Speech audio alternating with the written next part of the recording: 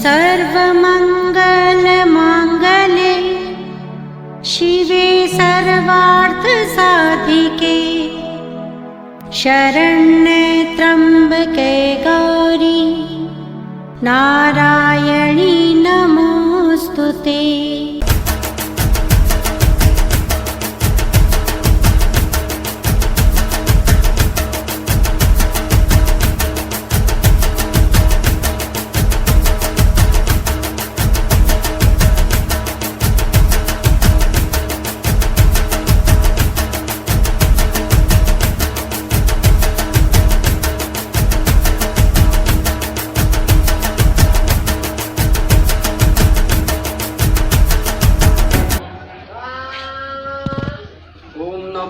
शंभवाय च मयूखाय च नमः शंकराय।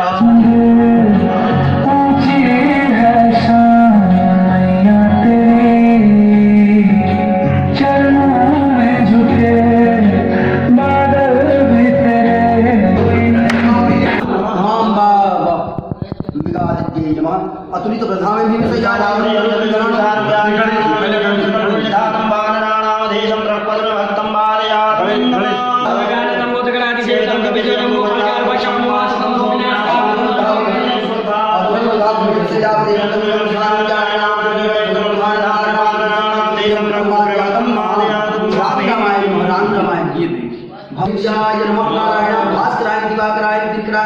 दिवाकराय नमः। जहाँ जहाँ देखा करिए कि तीन भास्कराय धीमहि तन्नो सूर्यः प्रचोदयात्। गृहीं सूर्याय नमोस्तुते। जयमंगलाकारे भद्रकाले कपालिने दुर्गा क्षमा शिवा धात्रे स्वाहा नमोस्तुते। जय महादेव त्राहि मां शरणागतं जन्ममृत्युजरारोगैः पीडितं कर्मबन्धनैः नमः पार्वतीपतये हर हर हर। चन्द्रमा मनसो याससोः सूर्यो जायतं प्रोतापाय सर्वगणे के चिन्ताय दुमराय सत्तम नमः स्वाहा स्वाहा। समाज रोदन दास नमो नमः विद्याय बेकरदाय नमो नमः स्वाहा स्वाहा। देवी सर्वोत्तम नमस्ते नमः सब्दिता नमस्तस्यै स्वाहा स्वाहा स्वाहा स्वाहा। तस्यै नमो नमः स्वाहा स्वाहा। नमस्तस्यै स्वाहा नमो नमः स्वाहा स्वाहा। या देवी सर्वोत्तम रूपेण नमस्तस्यै स्वाहा स्वाहा स्वाहा। तस्यै नमो नमः स्वाहा स्वाहा। या देवी सर्वोत्तम रूपेण नमस्तस्यै स्वाहा स्वाहा स्वाहा। तस्यै नमो नमः स्वाहा स्वाहा। सर्वोत्तम शांत रूपेण नमस्तस्यै स्वाहा स्वाहा स्वाहा। तस्यै नमो नमः स्वाहा। या देवी सर्वोत्तम जात रूपेण नमस्तस्यै स्वाहा नमस्तस्यै स्वाहा। तस्यै नमो नमः स्वाहा। या देवी सर्वोत्तम रूपेण नमस्तस्यै स्वाहा नमस्तस्यै स्वाहा। तस्यै नमो नमः स्वाहा। नमस्तस्यै स्वाहा नमस्तस्यै स्वाहा। तस्यै नमो नमः स्वाहा। सर्वोत्तम रूपेण नमस्तस्यै स्वाहा नमस्तस्यै स्वाहा। तस्यै नमो नमः स्वाहा। या देवी सर्वोत्तम जात रूपेण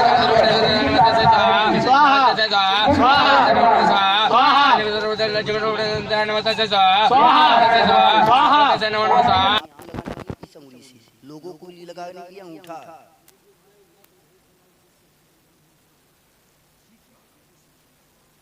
ये तस्मै श्री गुरुवे नमः। अज्ञानतिमिरान्धस्य ज्ञानाञ्जनशलाकया चक्षुरुन्मीलितं येन तस्मै श्री गुरुवे नमः। कृष्णाय वासुदेवाय हरये परमात्मने प्रणतः क्लेशनाशाय गोविन्दाय नमो नमः।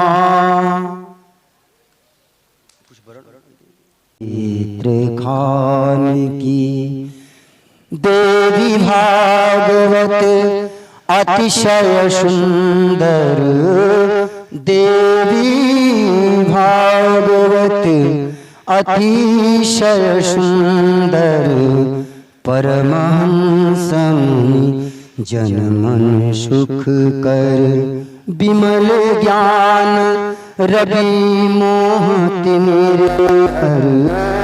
विमल ज्ञान रवि मोहति निर्भर परम मधुर सुषमा बितना की आरती जग पावन पुराण की, मातृचरित्र विचित्र खान की, मातृचरित्र विचित्र खान की। कल कलमश विष विषम निवारिणी, कल कलमश विष विषम निवारिणी, युगपत भोग सुयोग प्रसारिणी, परमानंद परमानंद सुधा विस्तारिणी, सुमहोखद अज्ञान हान की। आरती जग पावन पुराण की, मातृचरित्र विचित्र खान की। इस सत्र का आज द्वितीय दिवस है। सर्वप्रथम मां को याद करते हैं और जिसके आंगन में बैठे हैं उस जलपा माई को प्रणाम करते हैं सबसे पहले कि हे मां, आज तेरे आंगन में बैठे हैं, ये तेरी ही कृपा है,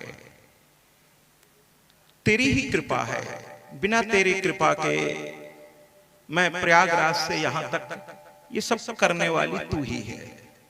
इसलिए हे मां, हम तुम्हें कितनी बार कैसे प्रणाम करें, बस यही कहेंगे कि तुम्हारे श्री चरणों में मेरा सतसत नमन मां, सतसत नमन, सतसत नमन। हे मां, आपकी जय हो, जय हो, जय हो मां, आपकी जय हो, जय हो, जय हो मां, आपकी सर्वदा जय हो, जय हो, जय हो मां। साथ ही साथ बनखंडी महादेव अपने पूरे परिवार के साथ यहां पधारे हुए हैं। गौरा महादेव को मेरा प्रणाम। ओम नमः शिवाय भगवान शिव को मेरा प्रणाम। गजानन को मेरा प्रणाम, खड़ानंद को मेरा प्रणाम, शिव गण को मेरा प्रणाम, कैलाश को मेरा प्रणाम, मानसरोवर को मेरा प्रणाम और वहां उपस्थित समस्त देवी देवताओं को मेरा प्रणाम। ओम नमः पार्वती पते, हर हर महादेव। साथ ही साथ उसी प्रांगण में भगवान सूर्य देव भी विराजमान हैं, तो उनकी पत्नी के साथ अपने इस माता पिता अर्थात सूर्य देव और उनकी धर्म पत्नी छाया और भी जो उनकी धर्म पत्नी है, मैं दोनों ही इन माता पिता को बार बार प्रणाम करता हूं। ओम श्री सूर्य देवाय नमः, ओम श्री आदित्याय नमः, ओम श्री भास्कराय नमः। समस्त इन दोनों माता पिता को मैं प्रणाम करते हुए इसके बाद मैं उन समस्त नवग्रह को प्रणाम करता हूं कि नवग्रह में ही एक ये भी हैं, तो इनके साथ साथ मैं समस्त नवग्रह को भी प्रणाम करता हूं। समस्त नवग्रह को मेरा प्रणाम, मेरा प्रणाम, मेरा प्रणाम, मेरा प्रणाम, मेरा प्रणाम, मेरा प्रणाम, मेरा प्रणाम, मेरा प्रणाम, मेरा प्रणाम स्वीकार करें। और वहां पर सिया राम मैं सब जग जानी कहने का मतलब है कि हनुमान जी को अगर केवल हनुमान जी कहकर मैं प्रणाम करूंगा तो वो प्रसन्न नहीं होंगे। वो तो ऐसे भक्त हैं महाराज कि उनके सांसों में उनका इष्ट बसा हुआ है, उनके सांसों में उनका इष्ट है। अगर हनुमान जी की सांसों को आप महसूस करें तो वो जब सांस छोड़ते हैं तो भी उनके सांसों से निकलता है राम, और जब सांस लेते हैं तो भी एक ही आवाज आती है राम, सिया राम। इसलिए हनुमान जी के मंदिर में जब भी जाएं तो केवल हनुमान जी को प्रणाम मत करिए, वो उस प्रणाम को स्वीकार नहीं करते, ऐसे भक्त हैं वो। अगर उनको आप इस तरह से प्रणाम करें कि ओम जय सिया राम, उस प्रणाम को वो स्वीकार कर लेते हैं। ओम जय श्री राम, जय लखन भैया, जय हनुमान जी। आपको मेरा प्रणाम, भरत भैया को मेरा प्रणाम, शत्रुघ्न भैया को उनके धर्म पत्नी के साथ, श्रुति और मांडवी के साथ दोनों भाइयों को मेरा प्रणाम, माँ कौशल्या को मेरा प्रणाम, माँ सुमित्रा को मेरा प्रणाम, माँ कैकेयी को मेरा प्रणाम। साथ ही साथ चक्रवर्ती सम्राट राजा दशरथ को मेरा प्रणाम। ऐसे महान रघुवंश को मेरा प्रणाम, यदुवंश को प्रणाम, श्री राधे कृष्ण को मेरा प्रणाम, मां देवकी को मेरा प्रणाम, यशोदा मैया को मेरा सत प्रणाम, वासुदेव जी को मेरा प्रणाम, और साथ ही साथ हमारे परम पिता नंद बाबा को मेरा प्रणाम, और साथ ही साथ मां रुक्मणी, मां सत्यभामा, मां जामवंती और जितनी भी उनकी पत्नियां थीं, उन सबको मेरा, श्री कृष्ण की धर्म पत्नियों को, हे माताओं मेरा प्रणाम स्वीकार करें। यज्ञ मंडप में दाहिका शक्ति के साथ अग्निदेव विराजमान है। दाहिका उनकी पत्नी है, उनकी कथा आएगी अभी आपके पास। 6वें या 7वें दिन अग्निदेव और उनकी पत्नी दाहिका का वर्णन आएगा 7वें दिन। और साथ ही साथ वहां मैं दाहिका माँ और अग्निदेव को प्रणाम करता हूं, श्री अग्निदेव श्री दाहिका माँ को प्रणाम करता हूं। वहां पर उपस्थित माँ दक्षिणा और श्री यज्ञ देव को मैं प्रणाम करता हूं, और उनके पुत्र फल को भी प्रणाम करता हूं। माँ विंध्याचली वहां निवास कर रही हैं, मैं उनको भी प्रणाम करता हूं। वहां उपस्थित समस्त देवी देवताओं को भी मैं प्रणाम करता हूं। और ऐसा कहा गया है, जहां राम कथा होती है वहां हनुमान जी आ जाते हैं किसी न किसी रूप में। जहां भागवत होती है वहां राधा किसी न किसी रूप में आ जाती हैं। और भैया मैं कहूंगा, जोरदार तालियों से इसका स्वागत भी करिएगा, कि जहां मेरी मैया की कथा होती है वहां समस्त देवी देवता आकर के खड़े हो जाते हैं। समस्त देवी देवता। हमारी माँ तो आदि माता है, देव माता है, समस्त देवताओं की वो माँ है। तो जब इनकी कथा होती है तो शायद ही ऐसा कोई देव हो जो यहाँ उपस्थित न हो। दृश्य या अदृश्य रूप में समस्त देवी देवता यहाँ उपस्थित हो जाते हैं, ऐसा मेरा मानना है, क्योंकि ये उनकी माँ की भी कथा है। और आपको बताएं, जो लोग घर बैठे हैं मैं उनसे ये कहना चाहता हूं कि भैया कथा बड़े पुण्य भाग से नसीब होता है। बहुत लोग गंगा जी के किनारे जाते तो हैं लेकिन स्नान नहीं करते। बहुत से लोग मंदिर पहुंच के दर्शन नहीं करते। बहुत से लोग कथा में यज्ञ मंडप तक आए लेकिन कथा में नहीं है। ये उनका दुर्भाग्य है कि मां के यज्ञ के साथ साथ अगर मां की कथा का श्रवण, ये कुल 9 दिन का कार्यक्रम है। जीवन में 365 दिन हर साल आता है। एक दिन में 24 घंटे आते हैं। एक घंटे में 60 मिनट होता है। एक मिनट में 60 सेकंड होते हैं। और हर पल हम लोग अपने लिए जीते हैं। अगर हमको यही करना है कि सुबह उठते ही नित्य क्रिया के बाद सिर्फ अपनी जीविका, अपना परिवार, अपने लोग, और शाम होते ही फिर सो जाना है, तो हम में और पशु में अंतर क्या रह गया महाराज। पशु भी तो यही करता है, सुबह उठते ही उसे भूख लगती है, भोजन की तलाश में निकल पड़ता है, भोजन प्राप्त करता है, अपने परिवार के लिए कुछ भोजन इकट्ठा करता है और दिन भर के बाद थक करके सो जाता है। तो अगर हमारा जीवन सिर्फ इतने में सीमित है तो फिर हम में और पशु में अंतर क्या रह जाएगा। मानव जन्म, और उसमें भी भारतवर्ष में जन्म, ये तो बड़े भाग्य से होता है महाराज। ये मैं नहीं कह रहा हूं, श्रीमद् देवी भागवत महापुराण।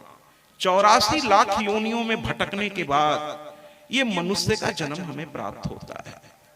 और इस जन्म में हमने अपने उद्धार का प्रयास नहीं किया तो फिर 84 लाख योनि में चलिए भटकिए।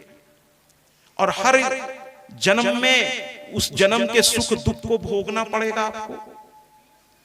84 लाख, फिर एक लंबा इंतजार, तब कहीं जाकर फिर मानव योनि मिलेगी। और अगर मानव योनि में हमने धर्मार्थ कार्य नहीं किए, कुछ ऐसा। और एक चीज बता दे, मैं एक शोध पढ़ रहा था, एक रिसर्च पढ़ रहा था, एक बहुत बड़े विद्वान टोरंटो अमेरिका के पास, उन्होंने मुझे व्हाट्सएप पर एक अपना फिलॉसफी भेजी। चूंकि हमारी कथाएं पूरे विश्व में लोग देख रहे हैं, तो जो विद्वान है कुछ न कुछ राय भी और बड़े विनम्रता से वो देते हैं। तो व्हाट्सएप पर उन्होंने कहा कि महाराज श्री, आप कथाओं में ये भी बताया कीजिए। हमने कहा जरूर बताएंगे। कहा कि मैंने इतना शोध किया और मुझे एक ही बात समझ में आई कि सिर्फ एक आप लोग हैं जो भारत वर्ष में जन्म लिए हैं, उनको ही ये सौभाग्य प्राप्त है कि अपने जीवन को। कहा कि भारतवर्ष एक ऐसी जगह है जहां आप साधना कर सकते हैं, जहां आप तपस्या कर सकते हैं, बाकी कहीं ऐसी व्यवस्था नहीं है। विदेशी लोग हमारे देश में आ रहे हैं साधना करने, क्योंकि उनके देश में क्या है कि बस पैसा कमाना है और उसको भोगना है, इसके सिवा उनको कुछ नहीं आता। और इसीलिए उनके जीवन में बहुत सारी तकलीफ है। आप विदेशों में देखें, ओल्ड एज होम बने हुए हैं, बूढ़े बूढ़ियों को बच्चे रखने को तैयार नहीं है। उनको एक घर है बूढ़ों का, माता पिता को जैसे ही बूढ़े हुए वहां के बच्चे माता पिता को वहां छोड़ आते हैं, वो वहीं बेचारे रहते हैं। और जवानी में माँ बाप बच्चों का ध्यान नहीं रखते महाराज, वो अपनी मस्ती में मस्त रहते हैं। वो दिन भर नौकरी करना, शाम को पार्टी करना, तो वहां साधना नहीं है। इसीलिए वहां इतना दुख तकलीफ है कि उस दुख तकलीफ से वहां घबरा करके, आपको बताना चाहते हैं, उस शोध में मुझे बताया गया कि वहां रोगी, यानी जिनको आप यहाँ की आम भाषा में पागल कह सकते हैं, मनोरोगी वहां बहुत हैं, विक्षिप्त हैं, क्योंकि वहां की जीवन शैली पवित्र नहीं है, शुद्ध नहीं है। एक भारतवर्ष है जहां की जीवन शैली आपके बड़े बूढ़े आपको बताते रहते हैं ये करना है, ये नहीं करना है। और मैं पुनः कहना चाहूंगा, अपने बड़े बूढ़ों की बात मानिए महाराज, क्योंकि वो आपके प्रतिष्ठा के पहरेदार हैं। अपने बड़े बूढ़ों को, मैं जहां ठहरा हूं, बाबूजी शायद खड़े भी हैं सामने, और अपने घर की रक्षा में वो लगे रहते हैं, रात दिन लगे रहते हैं, दिन भर लगे रहते हैं। तो जो आपके बुजुर्ग हैं ना, ये आपके घर के सम्मान के पहरेदार हैं। इनकी इज्जत करिए, रसोई से लेकर के बैठका तक में इनका स्थान प्रथम रखिए। जिस घर में बड़े बूढ़ों का सम्मान होता है, उस घर में लक्ष्मी का निवास होता है महाराज। अगर अच्छा लगा करे तो तालियों से इस बात का स्वागत करिए, पूरे समाज को बताइए कहां ये बात अच्छी है। तो कहने का तात्पर्य है, जहां स्त्री का सम्मान हो, जहां बुजुर्गों का सम्मान हो, उस घर में लक्ष्मी अपने आप चलकर आती है, लक्ष्मी अपने आप चलकर आती है। तो मैं वापस कथा की ओर चलता हूं, और मैंने सबको प्रणाम किया। यहां सिर्फ एक ही कोई बच्चा बैठा करेगा, है ना। तो कुल मिलाकर के मैं सबको प्रणाम करने, बैठ जाओ बेटे, बैठो आराम से। सबको प्रणाम करने के बाद आइए कथा में प्रवेश करें। और मैं बारंबार पुनः मां को याद करता हूं, हे मां दुर्गे, आपकी सदा जय हो, जय हो, जय हो, जय हो मां, जय हो मां, जय हो मां, जय हो मां, जय हो मां, जय हो मां। हे मां काली, सदा आपकी जय हो, जय हो, जय हो, जय हो, जय हो, जय हो, जय हो, जय हो मां।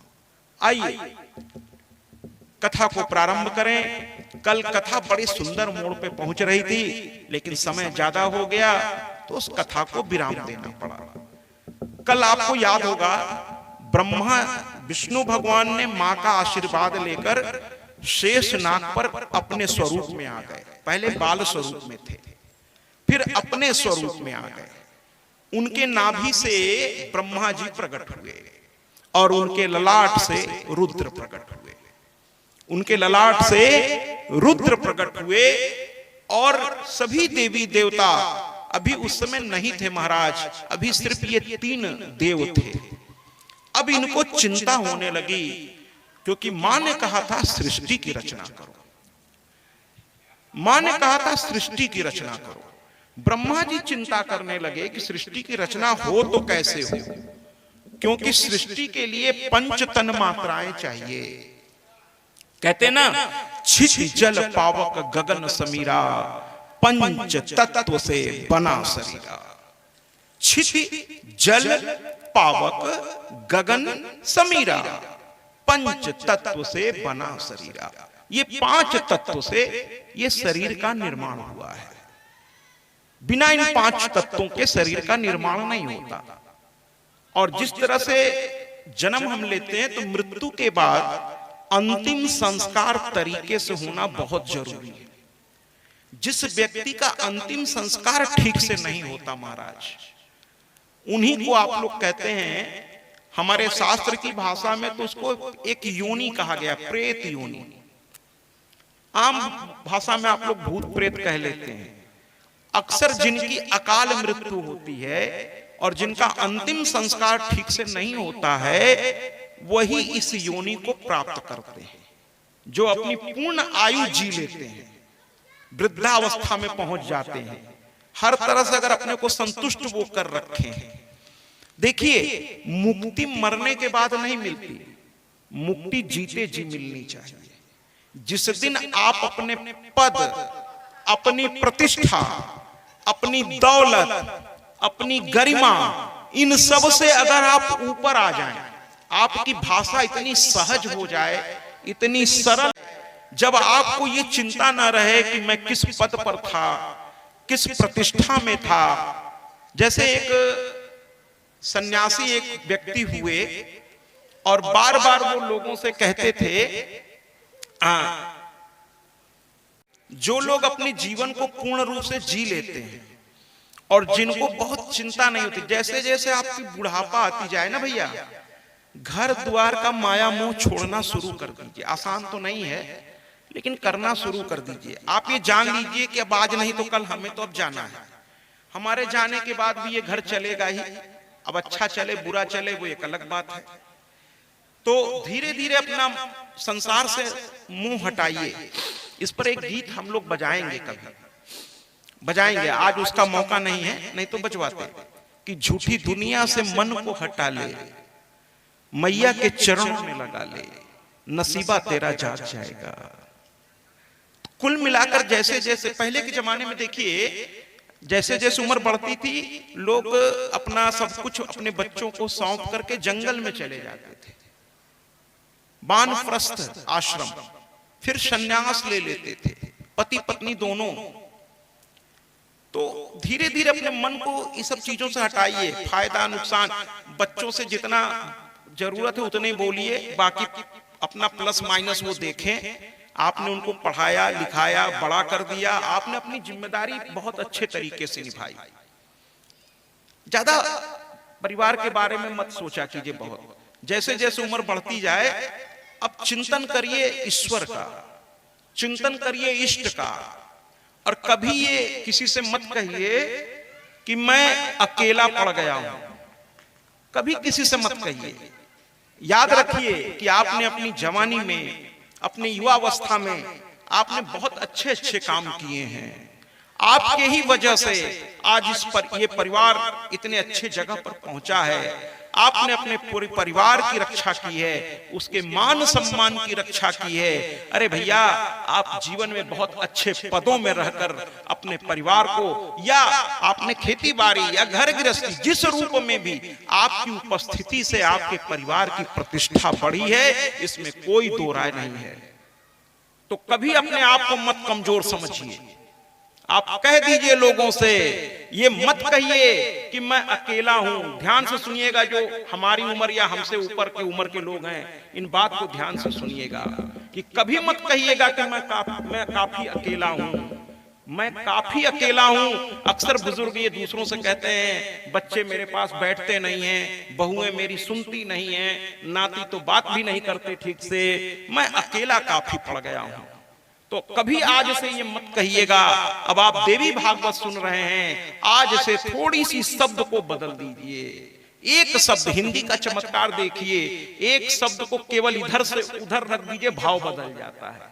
अभी तक आप ये कह रहे थे कि मैं काफी अकेला हूं, अब इस काफी शब्द को अकेला के बाद लगा दीजिए। मैं तो इंटर में लेक्चरर भी रहा हूं, तो हिंदी के शब्दों में बड़ा चमत्कार है। केवल काफी शब्द को अकेला के बाद लगा दीजिए और फिर कहिए मैं अकेला ही काफी हूं। तालियों से स्वागत करिए ना। आप अपने युवा लोगों को बता दीजिए कि अरे हम तो वो हैं कि हम आग से वाकिफ हैं, जलना हमें आता है, तुम साथ न दो मेरा, चलना हमें आता है। युवाओं से कह दीजिए, नहीं सुनोगे मेरी मत सुनो, हर आग से वाकिफ हूं, जलना मुझे आता है। यूं ही उम्र नहीं बढ़ी है, धूप में बाल नहीं सफेद हुए हैं, मैंने जीवन को जिया है महाराज, जिया है। तुमने हमें नहीं पैदा किया है, हमने तुमको पैदा किया है, हमने तुमको पैदा किया है। इसलिए ध्यान से सुनो, मेरी सुनोगे तो तुम्हारा ही लाभ है, लेकिन नहीं सुनोगे तो हर आग से वाकिफ हूं, जलना मुझे आता है, तुम साथ न दो मेरा, चलना मुझे आता है। कह दीजिए आज बुजुर्ग सभी अपने युवाओं बच्चों से कि साथ दो मेरा, और अगर साथ दोगे तो कहते ना कि अकेले ही गिर के संभलना भी मुझे आता है, लेकिन तुम साथ दो मेरा, अगर तुम साथ दिए मेरा तो जमाना बदलना भी मुझे अब भी आता है। थोड़ा सा साथ दे दो तो देखो अभी भी इस बुढ़ापे में भी इस हड्डी में इतनी ताकत है कि मैं जमाने को बदल सकता हूं, जमाने को बदल सकता हूं। अपने आप को कभी कमजोर मत समझिएगा, कभी अपने आप को अकेला मत समझिएगा। कहते हैं ना, यारो उठो चलो भागो दौड़ो, मरने से पहले जीना ना छोड़ो, मरने से पहले जीना ना छोड़ो। याद रखिए है कि बुजुर्ग हमारे घर की इज्जत हैं, हमारे घर की प्रतिष्ठा हैं। रसोई घर से लेकर के बैठका तक में इनका स्थान सबसे पहले रखिए महाराज। और अगर इनका सम्मान वाकई सम्मान नहीं है, चलिए मैं आप युवाओं से बात करता हूं कि अगर इनकी बात की वैल्यू नहीं है तो शादी विवाह में जब आगे आगे बारात में अगर घर का बड़ा बूढ़ा नहीं चलता, उस बारात का सम्मान नहीं होता महाराज, नहीं होता उसकी बारात। केवल युवाओं को लेके जाके देखिए, मैं युवाओं को गलत नहीं कह रहा हूं, मैं तो बच्चों के बीच रहा हूं, लेकिन उन्हें समझाने का प्रयास कर रहा हूं कि जब तक जामवंत नहीं होते तो हनुमान को याद कौन दिलाता। एक जामवंत हर जगह होना जरूरी है। घर के बड़े बूढ़े को एक इज्जत दीजिए, उनको यह एहसास कराइए कि आज भी आप जो कहेंगे अंत में वही होगा, वही होगा। जिस दिन बड़े बूढ़े को ये विश्वास हो गया, और याद रखिए जिस घर में बड़े बूढ़े चुप हो जाएं, बच्चे जो कर रहे हैं करने दें, तो मैं उन बच्चों से कहना चाहता हूं कि आप खुश मत होइए। अगर आपके माता पिता आपको डांटना छोड़ दिए हैं ना, तो आप चिंता करना शुरू कर दीजिए महाराज कि हमसे ऐसी क्या गलती हो गई कि आज हमारे पिताजी हमसे बात भी नहीं करना चाहते। क्योंकि जिस दिन माँ बाप आपसे बात करना छोड़ देंगे, उसी दिन से दुर्भाग्य आपके नजदीक आना शुरू कर देगा, आपका सर्वनाश सुनिश्चित हो जाएगा महाराज। रावण जब बड़ों की बात नहीं माना, तभी तो एकलक पूत सवा लखनाती, तय रावण घर दिया न बाती। लंका सुकोट समुद्र सिखाई, ता रावण को बचा न पाई, बचा न पाई। इसलिए घर के उसने अपने नाना की बात नहीं सुनी, उसको भी लात मार दिया। कहा चल, हनुमान जी ने कहा तो हनुमान जी को भी उसने कहा अब तू सिखाएगा मुझे। अगर आप रावण और हनुमान का संवाद रामचरितमानस में देखें तो रावण की भाषा शैली देखें, भाषा शैली देखिए आप, कठोर से कठोर बात भी अगर एक मर्यादा में कहेंगे तो सामने वाला उसको समझेगा भी और उसकी इज्जत करेगा। लेकिन अगर आप अमर्यादित होकर के कोई बात रखेंगे तो वो अगला भी उस बात का मर्यादा नहीं रख पाएगा महाराज। इसलिए मर्यादा में रहिए, दूसरे के मर्यादा का ख्याल रखिए। अगर आप सम्मान देंगे तो सम्मान आपको मिलेगा महाराज। सम्मान कमाना पड़ता है, ये विरासत में नसीब नहीं होती। विरासत में आपको दौलत मिल सकती है, लेकिन इज्जत अपने व्यवहार से कमाना पड़ता है।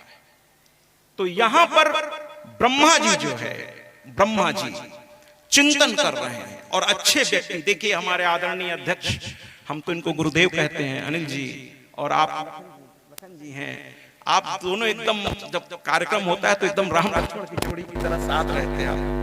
और भी बहुत सारे आदरणीय हैं, कुछ लोग नींव की ईंट बन जाते हैं, ऐसा नहीं है। बहुत से बच्चे लगे हुए हैं, अलग अलग कामों में व्यस्त हैं, भले वो मेरे सामने नहीं हैं, लेकिन मैं उनसे कहूंगा कि बीच बीच में काम, थोड़ा सा काम तो है, बीच बीच में आते रहिए, क्योंकि मैं चाहता हूं कि पूरी दुनिया आपको भी देखे।